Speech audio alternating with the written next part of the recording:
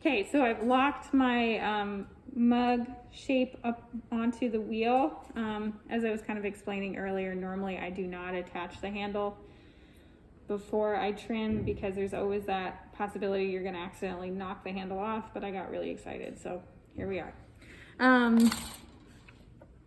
Lock your piece down using wet coils, and I like to lock it down all the way around because it's more supportive on your rim, and your rim's less likely to warp to pressure.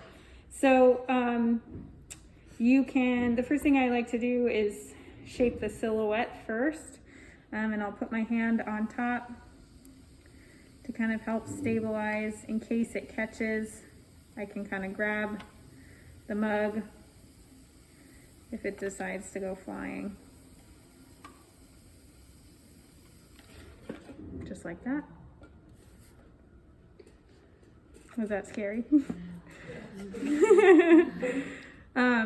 It's also really helpful to get these a little wet on the bottom. I think that's probably why it popped off, because it wasn't super wet, because I couldn't lick it. But I'll just use a damp sponge, that's okay too.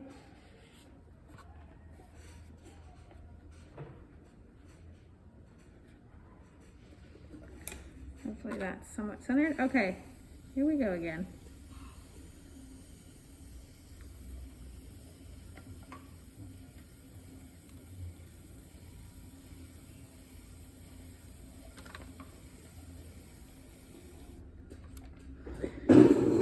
And this is a really great time to refine where the body of your mug meets your foot. That should be really well considered because the foot is kind of like your pedestal of the form.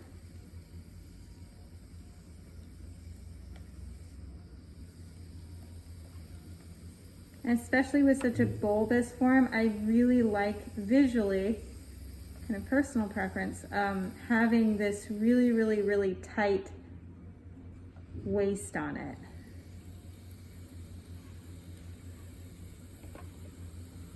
It almost gives this feeling that all of the weight is being elevated up into the air.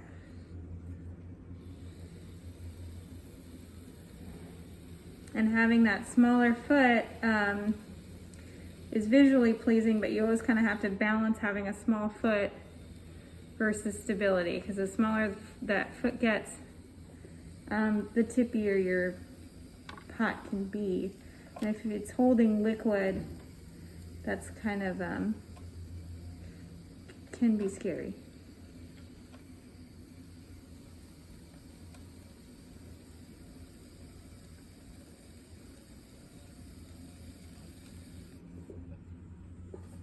Okay, so I have my, well, woohoo!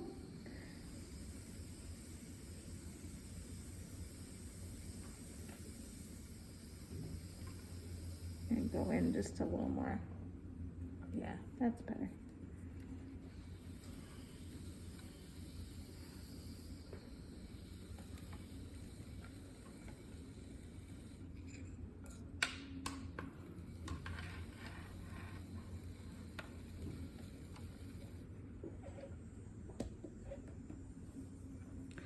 Okay, now I'm gonna draw in a little circle delineating how wide my foot is. On mugs, I kind of like to have a wider foot because it's more contact to the surface of the table, which is stabilizing it, particularly if I already have a pretty small foot. So then I'm just going to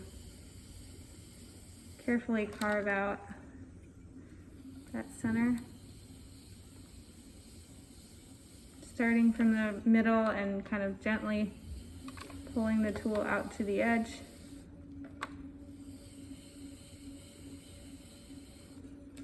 And because this form is so kind of curvy and bulbous, I want the inside of my foot to actually be shaped kind of like this.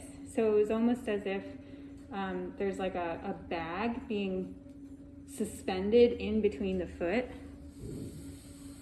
which harks back to the way liquid moves and kind of becomes the shape of its container. That's something we always think about with mugs and vases, is what is that shape that you're making the water kind of take on?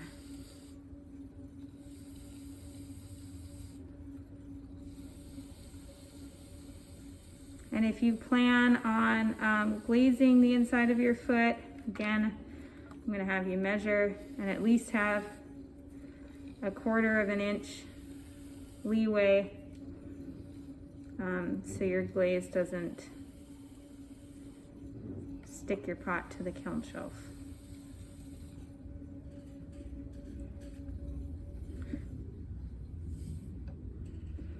Oops, I think I was almost done. Okay, so now I'm just going to kind of compress all the areas that I just pulled clay away from to make them stronger. I'm also going to compress that foot and kind of take away those scritchy scratchies from the grog. Some people like that, and that's all right if it's intentional. And then I'm going to come in with my little scribe rubber tool and make those connection points of the horizontal and the vertical surfaces really distinct. So when you're all done, it might look something like that.